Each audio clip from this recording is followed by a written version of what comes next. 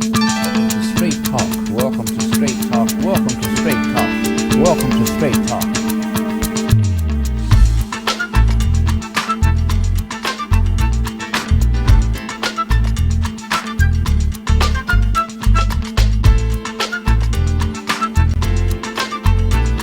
African president of the United States of America, President Barack Obama. Good to see you. I just want to say everybody back home, right back at you. We appreciate you. You always give us straight talk. And welcome to Straight Talk. Well, today the pastor is not with us, so we brought in Monique and Jarvis, two actors who are going to set this world on fire with their talent and their momentum to really take the world by storm. Monique, tell us about this. Thank you. It's called Systematically Broken. Systematically Broken. Systematically Broken.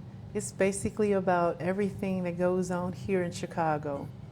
So down to the police brutality, the gun violence, the missing women, the homeless. Missing women? Yes. They got women 50 missing? plus women Yes. that's missing here in Chicago.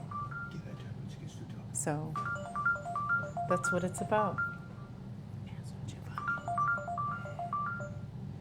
Well, Jarvis, what do you think about it? We're live. We're live. Oh. Well, what I think about it is, it's a part, as I take observation of the entire world and the consciousness shift that's going on, I believe she's gifted with a certain sight, because something she's done in the play that I've witnessed since I've been with her is she's written parts in the play, and I've witnessed this multiple times, and then it reflected in real life. Like she says, the 50 women that are missing, she wrote that 6 months before it became a report in the news. Wow. You know what I'm saying? And then I took her to a part of my Communities United organization, Day of Healing, and Is that your door? Yes. she literally wrote a lot of stuff that was going on at that event 24 hours before it happened. You know, so I believe she has a divine spirit of prophetic writing that she needs to tap into and align even more, so we can go with this consciousness shift that we're experiencing in the world and be the voice of that and have it vibrate, so we can show the change that we can make in our community and eventually the world. Well, it's not that hard, but it's a lot of work. It is a lot of It work. is. I will agree with that. And how much are you paying me as lieutenant? Hopefully you could donate your time Oh, and your expertise. That's very simple. It I is. can do that. It is. Give back. Yeah, give back to this world. That's what it's about. Give that $100,000 you're gonna give me, I'll give it back. You can donate your talent. You can give back.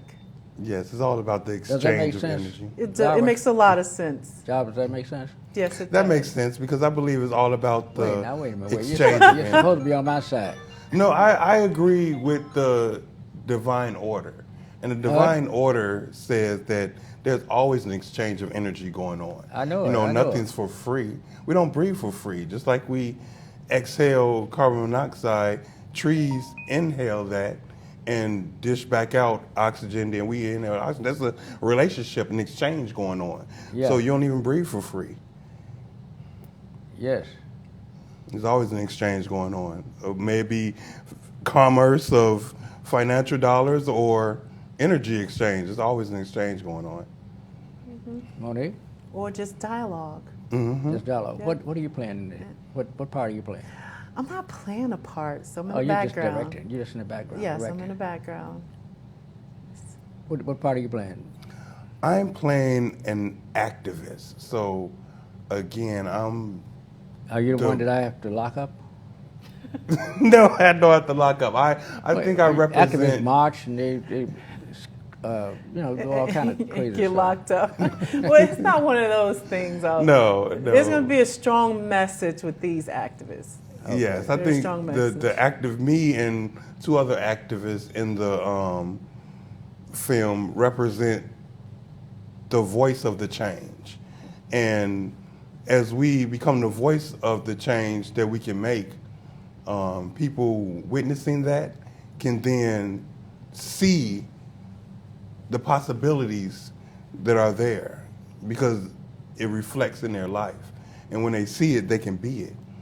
And that's what I believe is the solution that we need in our communities and in the world. We need to actually see the possibilities of change. When you're part of the system and it has broken you, you tend to get caught up in the despair of it all, the hurt feelings, and you can't really see no way out of it, you know. But when you can observe it, like even through entertainment or film, then your mind begins to change. You're like, you know what? I haven't tried that. Maybe I can do it. You know, it gives them a little faith, a little courage, and just the educational possibilities. Absolutely right. I see Monique as a prolific writer, and putting together this type of thing may be good for the community. I'm hoping so. You know? I'm hoping that it'll create some sort of dialogue with the different households, and hopefully we can save someone. You know, save some of these boys on these corners, get them off the corner, get them productive in life, and get them some help. Make a movie about the policewoman who killed a person in his own apartment and claimed that she thought it was hers. Well, eventually she'll be walking into someone else's jail cell and think that jail cell is hers. So at least she doesn't have a gun. I hope she doesn't have a gun. She won't have a gun. She won't have a gun. But the idea is, I don't believe any of that. She's systematically broken. Yes. Or if she's not now, she will be. After she Somebody gets, gonna systematically break break shoot her. someone. oh yeah. Got to be broken in the brain to shoot yeah. someone. And to think that you're going into someone's apartment and thinking it's yours, and all the indications to show that it's not yours. You know, some people were saying that, you know, you can smell your apartment, or you smell something differently when you walk into a strange apartment. You're going to smell something differently. I just can't believe she was that distracted or whatever was going on that she didn't know that was her apartment. And anytime that you notice something different, you pause. There's a slight pause. And then so you can recognize, okay, there's something different or something wrong. And if he was sitting on the couch, she saw him sitting on the couch, she knew it wasn't her couch. Exactly. Exactly. Everything about that wasn't right. The entire scenario wasn't right. But now the guy who testified in opposition to what she said, they killed him. yes. Yeah, after the fact, though, after the trial, and Yes. after the sentence. I think he had told him he would not testify. That's why he didn't kill him beforehand. But now, you know, he's gone. He won't be able to testify at the retrial. Yeah, not the. You know, she's going to appeal it. She's going to appeal it, yeah. And when he goes for the appeal, he's not there to give his end of it. You know, I heard so many stories about that. You know, I went to Dallas, Texas a few weeks ago, and they were telling me that, oh, he was going with that girl, and he quit her, and she got mad and killed him. I originally heard that, though, but that story came and it went so fast. So I've never heard anything else about that. Well, then, but then regardless, say, for instance, they had some sort of relationship or encounter, then doesn't justify what she did. No, it doesn't. You know? It doesn't. But I mean, that's the motive of it. The point is, it would be the motive. Yeah, why that's she the did motive, but... But the point is, the family was supposed to have a picture of them together. Oh. And the family didn't produce that picture in the place. And the trial. son was excited. Oh, they found her guilty?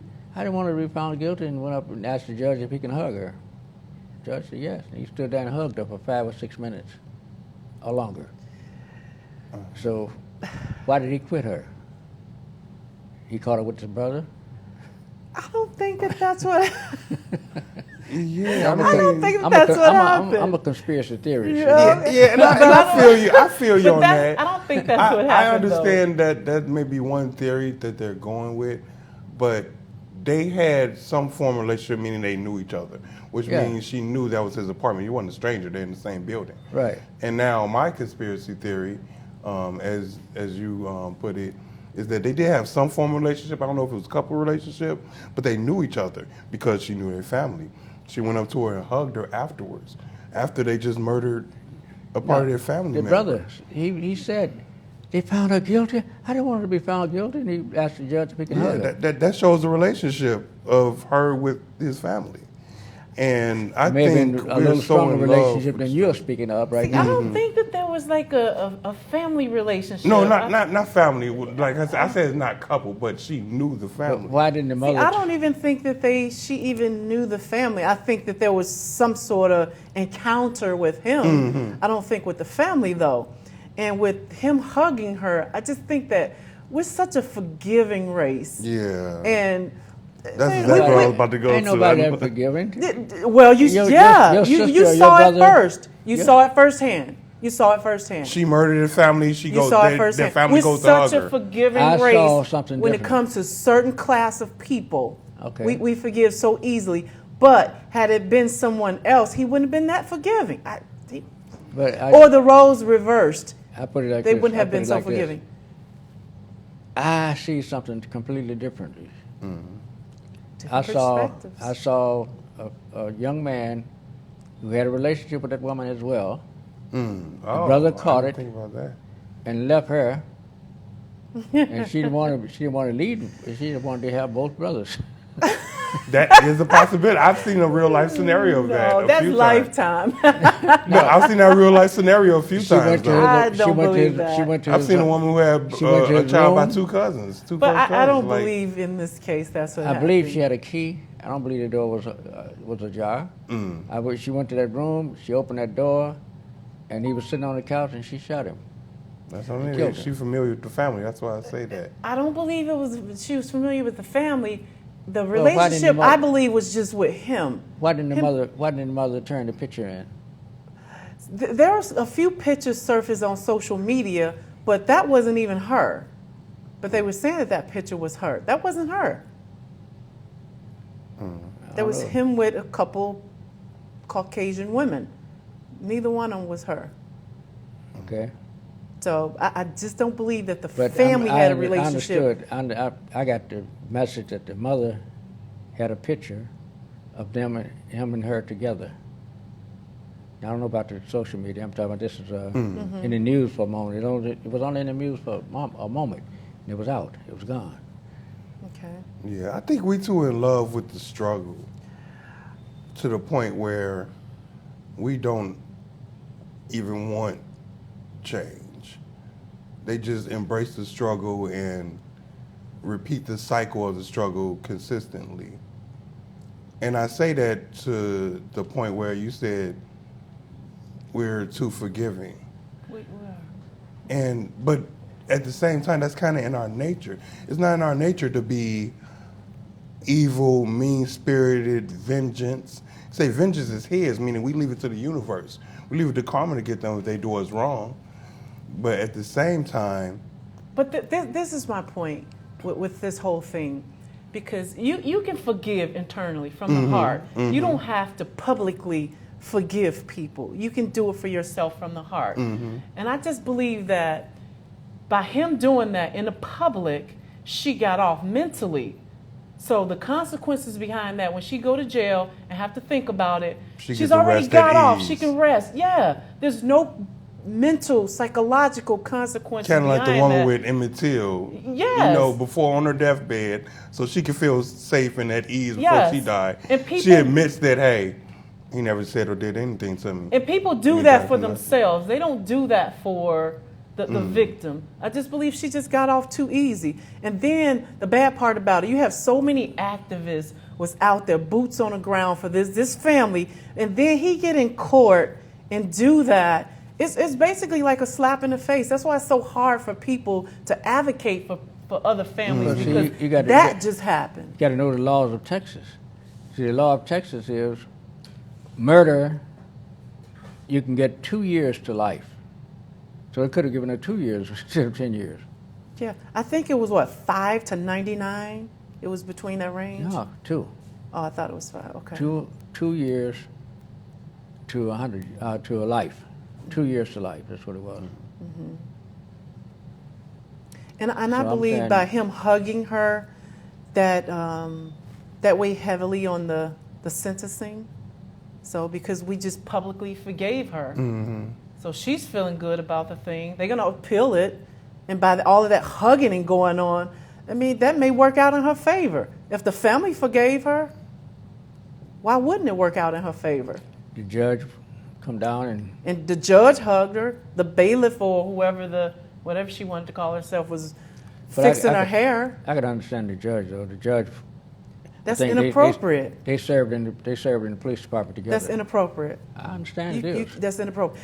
What they call that, a conflict of interest. And That's a it's- conflict it's of a interest. conflict of interest in- Inappropriate. in Illinois. And I want to see her hug all of the criminals who murder people because she was convicted. She's a criminal. Right. So I want to see her hug all of the criminals because they need that from her now. But that's Texas, not Illinois. But we It we may want be- to it see may be her. totally against the law and against principles and everything else in Illinois, but not, in Chicago. People were raising hell because this guy only got 6 years for shooting that boy 16 times. See, but Jason Van they didn't Dyke. say murder. Jason, See, they said it was what do they call it? was it manslaughter? Manslaughter? No, it wasn't manslaughter. They call it some. Like to soften it, like Yeah, assault or real something assault, like yeah, that? assault. So they get away with it 6 years, which you probably end up serving 2 or 3. Same as her. She only got 10 years. She may serve 2, 3 years Yeah. And she if was she doesn't win the appeal. Yeah. She got a good chance to win that appeal. I mean, she was publicly forgiven. Yeah, but one thing, I didn't expect this either. A black judge, 5 black jurors, 3 Hispanics, and 2 whites. But you know what I say to that? And then even with the convictions, I say that's again a part of the shift that's happening. I see that's Now I see officers that's a- are getting arrested for murdering innocent people. I see you know? that as a setup. As a setup? Yeah. How so? Okay, they got 5 black people to say, okay, we're going to find her guilty, but then give her 10 years, and we'll have a, we could exonerate her in 2 years. That is true. It Instead gives the of- illusion yeah, that it's- justice was served, Right. only so they can take it back later. Right. I see what you're talking about there. I can see that. And everybody was happy because it was black people who convicted her, even a black judge. Yeah, That that's black what I judge mean. didn't Get have that to stay illusion. her ass on the stand in her position. She had to come down and hug her too. That was inappropriate. Very inappropriate. Illinois would have been against principles, against But- everything. If I were a Legally. criminal in her courtroom, I would sit there and ask her for a hug. Every criminal should request a hug. I don't know you. I don't want to hug you. Well, you hug criminals. No, I hugged a friend who happened to be in my courtroom and was convicted. I think they served in the police department. If that's a friend, then The judge was a policeman too. Before she became a judge, she was a policeman. And then I think there were something surfaced about how the police department or the police donated to her campaign. So there's a connection. Look at what they did to this boy, Which this one? child Laquan. Oh, Laquan Oh, McDonald. the KKK? Yeah. Oh, No, that no, one. not the KKK. Which one? What you call it? You No, call them the police I'm talking about KKK. I was talking about the You talking church about Jason shooter. Van Dyke? I was talking Yeah. about the church shooter. That was on. Van Dyke, yeah. Yeah. He was fired, but not fired. He was laid off by the police department to pending trial. They hired him in the FOP, Fraternal Order of Police. They gave him a job there, cleaning up. You know, the boy ain't did no cleaning up, No. but he got paid. Yeah. They take care of their own. Yeah. Even when they make horrible life-changing mistakes against humanity. I don't call didn't- those mistakes. they didn't call it a mistake. That's a conscious decision, just like that Hirsch. boy was mentally ill. But, That was well, I was just about to say that. But if they're broken and they're mentally ill, He should have gone to a mental institution for the rest of his life instead of a jail. that I agree with. Mm-hmm. That is true too. But they not gonna do that. They send him to the jail for a couple of years. Then he'll get out on parole, stay on parole for a year. Then he's free again to go back and kill somebody else. Sure, he'll end up somewhere else, and then he won't have to struggle because of that GoFundMe. So people still donating to them. Right. Well, you know, So they'll be okay. some years ago there was a policeman in Detroit. He killed his wife and 2 of his children and called the police and sit down and waited for them. He was a Detroit police officer, and when they asked him, why'd you kill your people? He said, well, I didn't get all of them. He said, I killed those 3, but the other boy was out visiting someone else, so I missed him. Missed him. So he said, well, he took him to an insane asylum, actually, and he spent about 3 or 4 years in there. They were giving him medicine. They thought he was okay. Let him out. And he went back and he remarried again. Killed those 2. He had 3 kids. Killed 2 of those kids. One of them got away because he was older. And he was visiting with a friend. Same thing. He said, well, I missed one. I missed one again. He said, well, what did you do? He said, well, they knew I was crazy in the first place. I don't know why they let me out. It's true. And that was a Detroit police officer. You know, well, I guess a person knows when he's crazy. But do you have to kill somebody to prove it? That's that mental illness we talk about in our state here. I don't think people look at gun violence as a form of mental illness. Not gun violence, violence period is a form of mental illness. I don't think people look at it as that. See, think about yourself. Can you plunge a knife into someone's breast, chest? Huh? Sure. You can.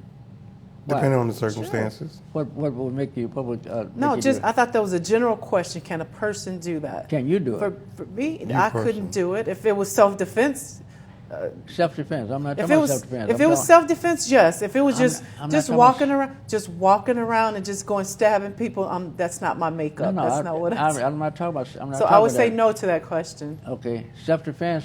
Self-defense. You would defend yourself out of Yes. fear. Yes. That's So still just a- walking that's still a- around and get off work and just start stabbing people. No, No, that's I don't mean that. I don't mean that. Just the fact that you try to rob someone no, and they resist. no, no. Absolutely not. Nobody with any sanity can do that. You know, as a policeman, I'd had numerous times to kill someone. I wouldn't do it.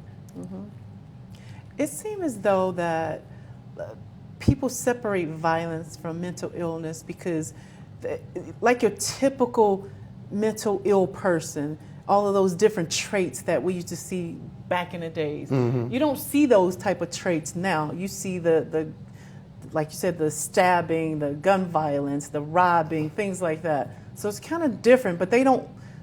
There's no association. They don't. Well, I They don't feel look at it they've as normalized it. I think that's what it is. As far as violence in general, with the government and things like that, going to war and all that, I feel they've normalized it across the world. So when it happens, is give them a trial and send to lock them up or something like that. They don't see it as, hey, there's a major problem here. Maybe something needs to be done to fix this. Because again, when you're going with war, instead of delegations, conversation rules the nation and moves them. They say, hey, we're going to send soldiers over there to bomb, blow up, murder families while they're in the middle of dinner.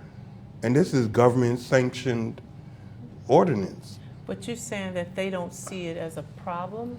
Yes, because I feel they've normalized. Like I said, those soldiers in Iraq, a lot of those innocent families, the U.S. soldiers moved in their house when their house happened to be in a war zone.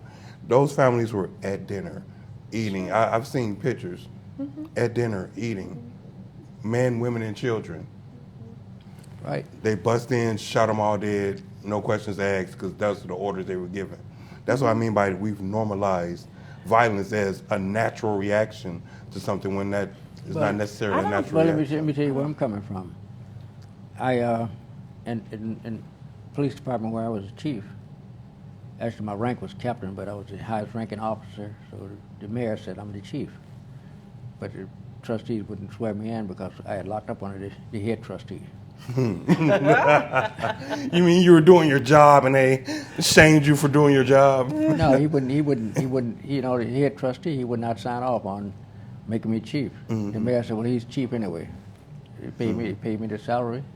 I kept my captain's badge. But anyway, one of my police officers got his head bashed, by a prisoner. The prisoner asked to go to the toilet. He let him out and didn't unlock the thing and hung it locked there without locking it back. And let him go to the toilet. He turned his back. As soon as he turned his back, boom, hit him in the head. I think 32 stitches he put in his head. Another policeman went to the station, saw him, called us, rushed over to the station. Okay, and I think I knew who had done it because we had, I knew who was in jail. So I knew where he hung out at. Came back down to 47th Street.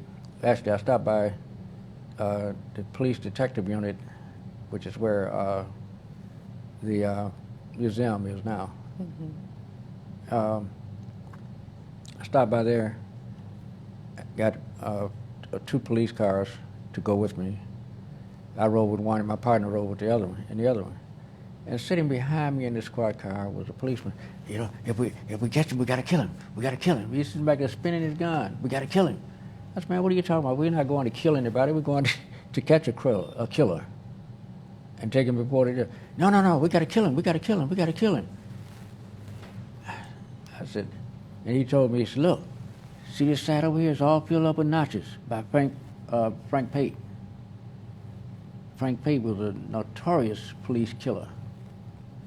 And he said, this side, I only got 4 notches. I got to finish filling it up. Then I'm going to get my own. I'm going to fill up my other side myself. I told the driver, I said, man, turn the car around. go back to your headquarters. Man. He said, okay.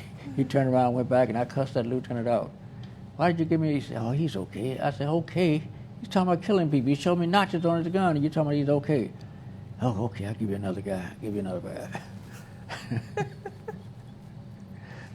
And he walked around as if nothing was happening, just laughing and, giggling.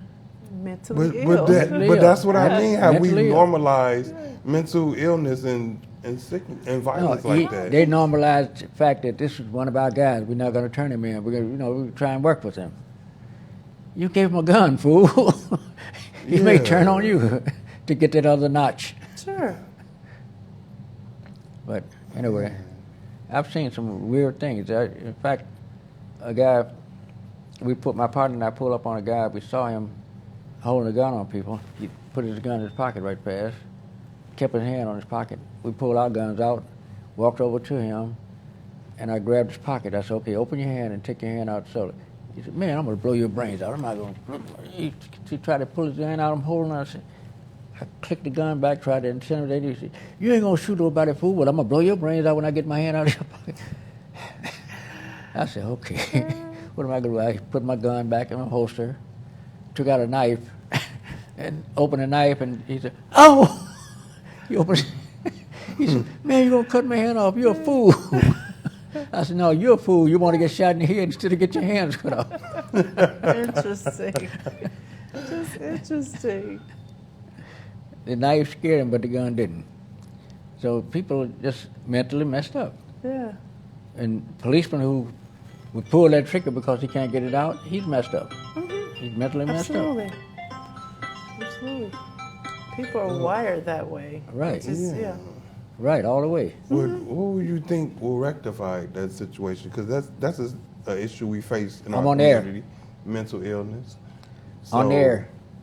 I'm not a professional social worker or anything, but that's obviously an issue that we need to take care of. Like, what would you? Oh, we're going to take a little break, guys. Hold on for a second. We're going to take a little break. Okay. As we go to this little break, we'll finish up our discussion after that, okay? We'll be right back after these messages.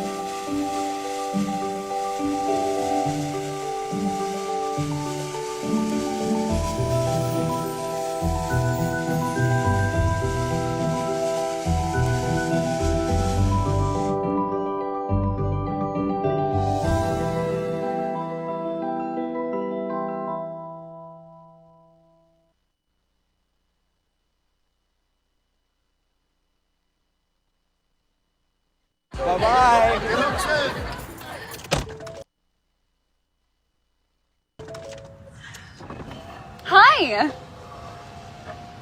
Hoping for a crisp breeze to help keep you alert.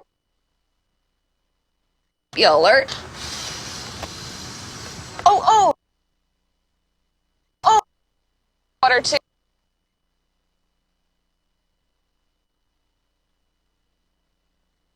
That'll probably help. You were probably going to turn down the radio too, so you could focus, right? Probably okay isn't okay. Right? Isn't okay. Right. If you see a warning sign, stop and call a cab, a car, or a friend. I think the water line is what really drove it home. I blew on him. Hi. I'm a warning sign. I let people know when they're... Oh, gotta go. I'll be right back. Hi.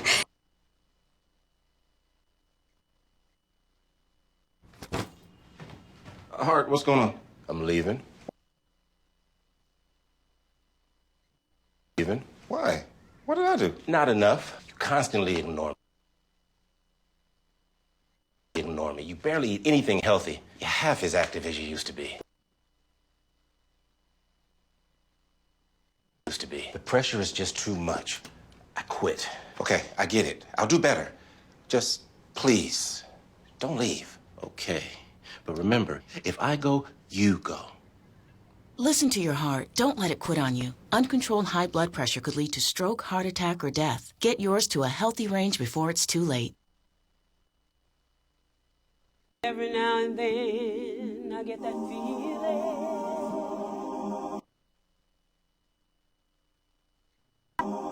And I've got something I want to say. One of the great things about being a vegan is that the uniqueness of it. And I've got to say it my way. And so gathered with me today are just a sampling of those vegans who have become loyal supporters of Soul Vegetarian. Welcome to Soul Vegetarian Restaurant.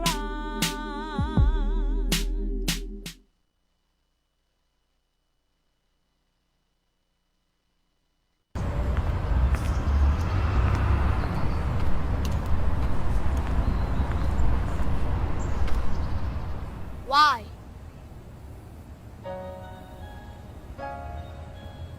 Why? Why are you following me? Why my hoodie make me look suspicious? Why does my music make me dangerous? Why are people that are supposed to protect me attacking me? Attacking me. Why are you afraid of me? Why do you think I'm dangerous? Why do I afraid of people who are supposed to protect me? Why can't I make a peace sign without you labeling the gang sign? Why does standing your ground only work when I'm on the ground? Why do you show this photo over this one? Why do you only stop and frisk me? Why do you have low expectations for me? Why can't I run down the street without causing alarms? Why do you think I'm a thug? Why do you assume I'm armed?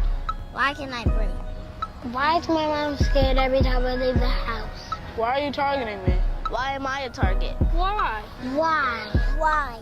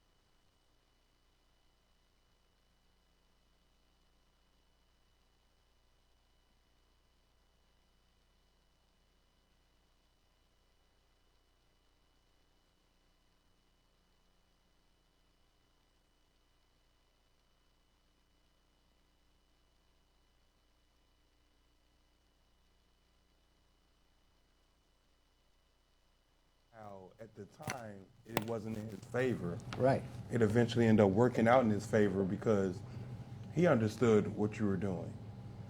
You know, after he had time and years to think about it, to the point where he realized, well, you're right. And then you didn't decide to, you wasn't, like you said, you wasn't an officer anymore. So when your duty to send him in jail, you wasn't in that position. So it was so long ago, 5 years, and Right. you didn't send him to jail. And he appreciated that, you know, and I believe that whole process transformed him inside because you stood true to who you are and in righteousness. And you're right. He became a new man. Mm-hmm. He actually became mayor of Phoenix. Mm. He became mayor of Phoenix. Stayed mayor of Phoenix for some years. Yep. And had you not did that, who knows how far down the wrong road he would have took. Gone, right? You know, and who knows. It would have turned out a lot uglier for him, I would imagine. You know, you're right. In reality, he was a real nice guy. Mm-hmm. You know, he just bullified because he ran it. You know, I was the head trustee. Mm-hmm. And that position, yeah. Say power corrupts. He forgot the mayor is still in charge. Mm. You just don't have to vote with him. Like he told me he wanted to make me police chief. They wouldn't vote with him. He said, "That's all right. He'll be the chief anyway. I'm gonna pay him to be the chief anyway." So, you know, they can't stop it, but you didn't have to cooperate with everything the mayor said. But you know, we got around things pretty well. I cleaned up the vice as the mayor wanted. Cleaned it up completely. You know, we didn't have the prostitutes, the gambling, the dope selling, the policy wheels. They had everything going over there. They called it Little Phoenix. Little. you know, Phoenix, Arizona had that kind of stuff going. So this little town, Phoenix in Chicago, became Little Phoenix. Oh yeah, I just recently found out that like last year I wasn't aware of that because someone was telling me about Phoenix. I'm like, you talking about Phoenix, Arizona? They're like, no, there's a suburb called Phoenix, Illinois. I'm like, oh, wasn't aware of that. Right at 147th Street, 147th and Austin. Yeah, I was associated with the other That's Harvey, suburbs. and then going down to 151st would be Phoenix. That area. Yeah. But you know, I had a lot of fun doing it. I had a lot of fun. I was police chief for the Park District in Maywood. I was the deputy chief investigator for the sheriff's department. You know, just had a lot of fun in law enforcement. You know what I believe, despite it might be contrary to the hidden agenda that goes on the police force, I believe we could probably form a program around your type of police work. You know what I'm saying? To restore the righteousness in the police department. Because it's obviously corrupted, especially Chicago. Yeah. You know, since, what was that, the 1940s? Right. And the mobsters and everybody on payroll and all that going on. Well, you know, when the new officers come in, they take up the everything. They take up all the things that the old officers are doing. Mm-hmm. You know, they follow suit. They're told that, you know, you got to do what you see everybody else do now. You can't be out here by yourself. You got to be just like us. Mm-hmm. And they all fall right into the same trap. Continue the corruption going on. But now, when O.W. Wilson came into Chicago as the chief, actually he would not accept commissioner of police. He said, "A commissioner's a politician. I'm not a politician. I'm superintendent of police." So he changed his title to superintendent of police. so they've had to maintain that title from that point on. But most importantly, the fact that when he came in, I was airport policeman, and Chicago Municipal Airport policeman. and they had dog catchers who were policemen, bridge tenders who were policemen. You had, Park District policemen. O.W. Wilson said, no. He said, I'm not going to come and take over a town with all these different police departments. They all must come under one department. And each one of these departments was ran by a ward committeeman. And at that time, the ward committeeman was almost as big as the mayor. He ran the alderman, he ran the ward, period.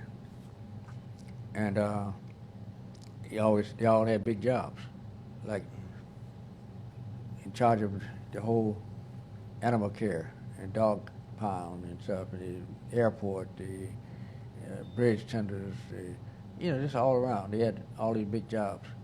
Bridge tenders were police officers. Okay. O.W. said, no, can't handle that. They all got to become Chicago police. Then I'm in charge of all of them. We can make it work. Daly called all of his people together. They all said no. They were enjoying their seat of power. Yeah.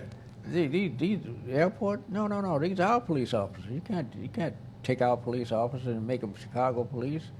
They are Chicago police anyway, but you can't make them. Yeah, but they're not under the police department. We want them under the police department. No, they can't come under the police department. They're going to dog pounds. No, I'm not giving up my position for the O.W. Wilson. Tell them to go back to California. So they said, okay. Nobody wants to give up their assignments, all except the Park District. The Park District said, oh, good idea, we should merge. We should all merge and become one. So they merged in. The sergeant went in as a lieutenant. Lieutenant went in as a captain. The patrolman, a lot of the patrolmen got sergeant positions. I said, we all wanted to kick our people's butts. This is before Robbins and Phoenix. I was there, and I said, okay. They took our stars. It said police officer, Chicago Municipal Airport, and took our stars and gave us badges that said guards, Chicago Municipal Airport. Oh, they demoted. So I had gotten used to being a police officer, so I went and ran to Robbins and told them about my experience as an investigator. They put me in charge of ICE. And from there to Phoenix. But I stayed with the aviation because that was better money. Robbins didn't pay that much money, but eventually I left them and started working in different police departments. But had a lot of fun. But then, if you remember, you probably don't remember when the dog catchers had regular paddy wagons. Oh, yeah, I remember seeing them on the street. Chicago police on there. Their badge said dog catchers, Chicago police. That was the 90s last time I seen something like that, though. Yeah. 90s? Oh, yeah, before the 90s. Before the 90s, this was back. No, I mean, when I did a lot of research online. Oh, That's what okay. I said. That was the 90s last time I seen those uniforms in that form. And I used to see the trucks in the city.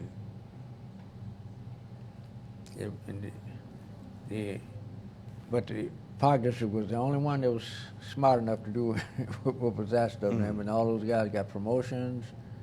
They came in with big promotions, and it was beautiful. It was nice. We had to went up and down. But I was okay. I went out to Robbins and told them I was a Chicago police officer, showed them my credentials before they took my credentials, and got a job. Just kept going from that point. I said, growing, grown. It's just inspirational to listen to your story. It makes me even more want to be a detective myself. And I'm interested in changing the face of it. You know, 'cause, you know, a detective, I'm basically working for myself. Right. And I want to implement a plan that involves consciousness when performing as an officer, you know, of what it means to be a true peace officer and bringing peace to the streets instead of perpetuating the constant violence that's already going on. We're constantly creating problems to make us look good. You know, I had the police who stopped me a few months ago, leaving here, going home. I pulled up to a stop sign, stopped. I stopped, you know, before I got at the sign, really. And then I saw a car creeping down the street going the wrong direction. I mean, going the wrong way on a one-way street. But I saw it was 2 uniformed police officers in the car. I saw it was a plainclothes police car. So they drove on down. I pulled up to the curb and stopped. They pulled in front of me and stopped. Sit there for about 3 minutes. I said, "Oh, let me go around these jokers." Before I could back up, they decided to back up. I said, "Okay, they're backing up." They backed up. I said, "See what they're looking for now." So I went on through the sidewalk, through the street. The jokers pulled behind me and stopped me. License and registration, sir. I showed him my identification. He was reading it. Okay, I said, "Now you got my identification. Why did you stop me?" "Yo, you failed to stop at the stop sign." I broke out into a laugh so hard. You mean the stop sign that we both were at, waiting for you to move? So I didn't go through all that. I laughed at his butt, and he said, "What's funny, sir?" I said, Hold on. Let me get my composure." "I failed to stop for the stop sign." He said, "Yeah, we drove real slow so you can go on through. Because we saw you weren't going to stop, so we let you go on through." I busted out and started laughing again. So he said, "Are you a policeman?" I said, "Not right now." I said, I'm out of the police department. I'm retired." He said, "Oh, I said, I'm a private detective." "You got your license, sir?" I said, "Sure." I showed him my license. He said, "Okay, I'm sorry, sir." Threw me my stuff back, gave me my stuff back, and got in his car and left. Now, what would happen if he stopped a regular John Q. citizen and told him some stuff like that? When he knew he did not run no stop sign, what would he do? Most likely he's going to bring him in under some false charges. Why? Why would they do that? He asked for a license. He gave him his license. Now you ask, "Why'd you stop me?" "You failed to stop at a stop sign." "Man, I stopped at a stop sign. What are you talking about?" "I stopped at a stop sign." "No, sir. We drove slow so you can go on through." "Man, you lying. Get out of the car." It's about 9 o'clock in the evening, at night. They work in night shift, 4 to 12. Take a person to the station for disorderly conduct. Take them 3 or 4 hours to sit there with that 2 fingers to type up an arrest order and why and report. So, you know, they're off the street for 4 hours. Yeah, well, not don't have to ride around in this dangerous area. So we stopped the car, and he was disorderly, so I locked him up. You know, they stupid like that, man. You know, these were two Caucasian officers, but I had 2 blacks to do that to another friend of mine. Plain clothes blacks. Driving down 79th Street, about 3 miles an hour, just creeping down the street. It was 4:30 in the morning, so he didn't want to turn off on the side street because they may be trying to lure me to go to a side street and get robbed or something.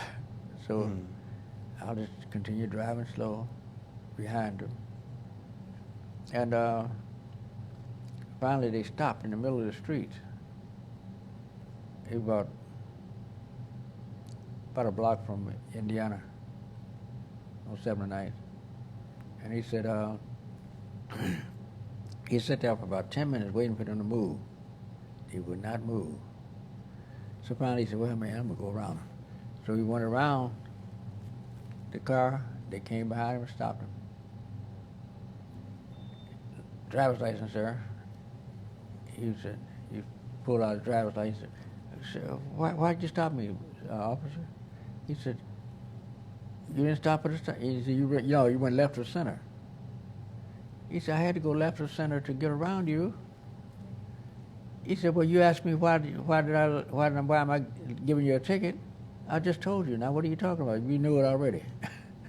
So he said, sir, he said, how was I going to get by you unless I go around you? You should sit there and wait. These jokers don't understand that they're servants of the people. Okay? They're going to tell him you got to sit there and wait for him, sitting in the middle of the street. You sit there over 10 minutes waiting for him. So he said, well, that's not fair. That's not fair. You're under arrest. For what? Disorderly conduct. Handcuffed him and put him in the car, had his partner drive his car to the station. He sit there for about 3 hours while they wrote him up. Got him off the street for 3 hours, got them off the street for 3 hours. That's half their shift right there. Yeah, all gone. It started, it's about 4:30 in the morning. They get off at 8 in the morning. So oh, they done for the day. They done for the day, right. So now he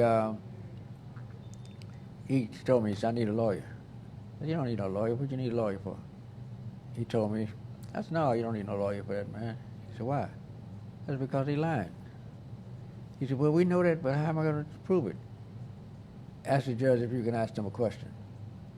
Mm-hmm. He's going to say, yes, you have a right to ask him a question because you're the defendant. And you asked him,